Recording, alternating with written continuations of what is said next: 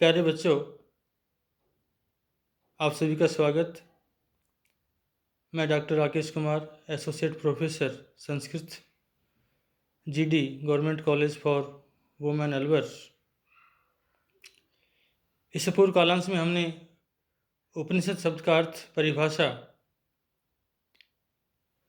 उनकी संख्या, उनका प्रतिपाद्य विषय और उनके रचयिता कौन है, इस पर प्रकाश डाला था। आज हम इस ईशावास्य उपनिषद का जो नामकरण ऐसा रखा गया है, ईशावास्य उपनिषद, ये क्यों रखा गया, इसके बारे में बतलाएंगे। तो ईशावास्य उपनिषद, इसका जो नामकरण ऐसा रखा गया है, यह ईसा स्तुत्यांत पद से प्रारंभ होने के कारण इसे उपनिषद को हम ईशोपनिषद कहते हैं, या यह ईशोपनिषद कहा जाता है। इसका नाम ईशावास्य उपनिषद इसलिए पड़ा क्योंकि इसका जो प्रारंभ है वह ईशावास्य इस पद के द्वारा हुआ है, इसलिए इसे ईशावास्य उपनिषद भी कहा जाता है अथवा कहा गया है। इन दो नामों के अतिरिक्त एक तीसरा नाम इसका वासनेय उपनिषद भी है, अर्थात वासनेय उपनिषद भी हमें इसका तीसरा नाम देखने को मिलता है। वासनेय उपनिषद इसे क्यों कहा गया, क्योंकि इसमें वासनेय संहिता यजुर्वेद का जो 40वां अध्याय है वो इसमें वर्णित किया गया है। यजुर्वेद के, जैसे कि आप सभी जानते हैं, दो भाग हैं, शुक्ल यजुर्वेद और कृष्ण यजुर्वेद। शुक्ल यजुर्वेद की दो शाखाएं हैं, माध्यन्दिन शाखा और आपकी दूसरी कानु शाखा। इन दोनों ही शाखाओं में 40-40 अध्याय हैं, और इस कानु संहिता अथवा शाखा का 40वां अध्याय ही वस्तुतः ईशोपनिषद अर्थात ईशावास्य उपनिषद कहलाता है। तो इस तरह से इस उपनिषद का जो नामकरण ईशावास्य उपनिषद रखा गया, उसके पीछे यह एक कारण रहा है, और इसलिए इसे ईशावास्य उपनिषद कहते हैं।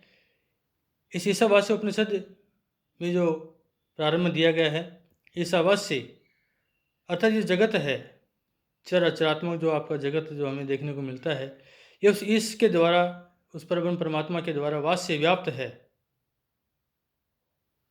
अर्थात हम कहते हैं कि इस चराचरात्मक जगत के प्रत्येक कण कण में वह ईश जो है, परब्रह्म परमात्मा बसा हुआ है, यही इसका अर्थ निकलता है, और इसीलिए इसका नाम ईशावास्य उपनिषद रखा गया है। इस ईशावास्य उपनिषद का जो शांति पाठ है,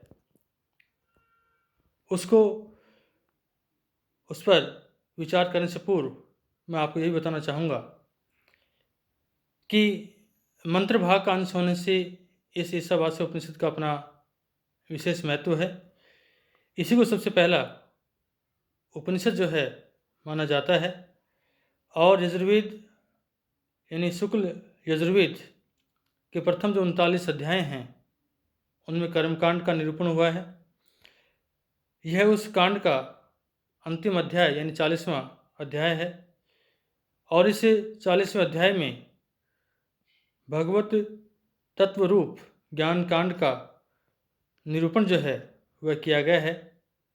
इसके पहले मंत्र में ईशावास्यम जो वाक्य आने से, जैसे कि मैंने पहले आपको बताया, तो ईशावास्यम वाक्य आने से इसका जो नामकरण है वो ईशावास्य उपनिषद रखा गया है।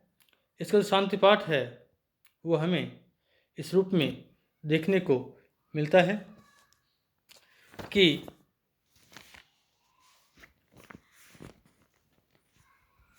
ओम ओम पूर्णमदय पूर्णमिदं पूर्णात् पूर्णम उच्यते पूर्णस्य पूर्णमादाय पूर्णम एव अवशिष्यते। इस तरह से इस ईशावास्य उपनिषद का जो शांति पाठ है वो इसमें किया गया है, और यही शांति पाठ कठोपनिषद में इस रूप में हमें मिलता है। ओम सह नानावतु सह नव भुनक्तु सह वीर्यम कर्ववहि तेजस्वी नवोदितम अस्तु माँ विद्विषावहि।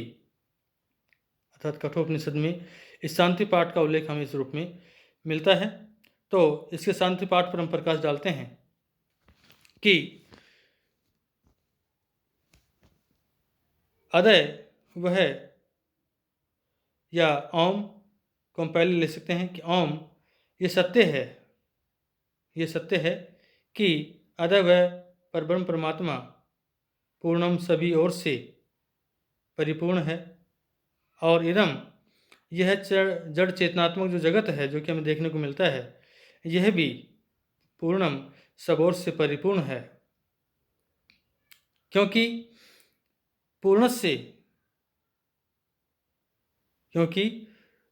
पूर्णात उसे परिपूर्ण परब्रह्म परमात्मा से ही, उस परिपूर्ण या चारों ओर से परिपूर्ण जो परमात्मा है उसी से ही पूर्णम परिपूर्ण चर अचरात्मक जड़ चेतनात्मक जो जगत है आपका, वह उच्यते उत्पन्न होता है, और पूर्ण से उस परब्रह्म परमात्मा में से ही पूर्णम इस परिपूर्ण जगत को आदाय यदि ग्रहण कर लिया जाए, ले लिया जाए, तो भी पूर्णम एव अवशिष्यते, पूर्णम एव वह परिपूर्ण परब्रह्म ही अवशिष्यते शेष रहता है या शेष बचता है।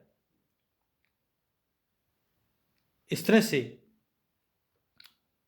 ओम शांति शांति शांति, अर्थात अंत में इस शांति के द्वारा इस शांति पाठ का समापन आपका होता है। यहाँ पर जो ओम आपका सबसे पहले शांति पाठ में ओम का उल्लेख हुआ है, यह ओम ए उ और मैं इससे मिलकर संपन्न होता है, और इस तरह से क्रम से ए ब्रह्मा, उ विष्णु और मैं महेश के सूचक हैं। तो इस तरह से यह जो शांति पाठ है यह हमें इस ईशावास्य उपनिषद के प्रारंभ में देखने को मिलता है। अर्थात ओम हे परमात्मा शांति, व्यक्तिगत शांति, समाज की शांति अर्थात समाज के लिए शांति, और इस संसार के लिए शांति, इस तरह से व्यक्तिगत शांति, समाज की शांति और इस समग्र संसार की शांति के लिए इसमें कामना की गई है। तो ये इसका पहला जो मंत्र है वह हमें इसमें देखने को मिलता है ना। इसका जो मंगलाचरण, सॉरी क्षमा चाहूँगा कि इसका जो शांति पाठ है वह हमें इस रूप में इसमें देखने को मिलता है, और इसका जो पहला मंत्र है वह है आपका ईशावास्यम इदम सर्वम यत्किंच जगत्याम जगत तेन त्यक्तेन भुंजिता माँ गृधय कस्य स्विधनम। अर्थात जगत्याम इस जगत में, अर्थात इस परिवर्तनशील जगत में, सृष्टि में, यत्किंच जो कुछ भी जगत जड़ चेतनात्मक स्थावर जंगात्मक रूप जगत है, इदम सर्वम ईशावास्यम, इदम सर्वम यह समस्त जड़ चेतनात्मक संसार जगत ईशा उस इससे परमात्मा से, परब्रह्म परमात्मा से, स्वामी से वास्यम वसने योग्य है, उससे आच्छादित है, उससे ओढ़ा हुआ है, अर्थात उससे व्याप्त है। अर्थात यूँ कहें कि इस जगत के प्रत्येक कण कण में वह भगवान, वह ईश्वर, वह परब्रह्म परमात्मा व्याप्त है, और इसीलिए त्यक्तेन तेन, इसीलिए त्यक्तेन कि त्याग के द्वारा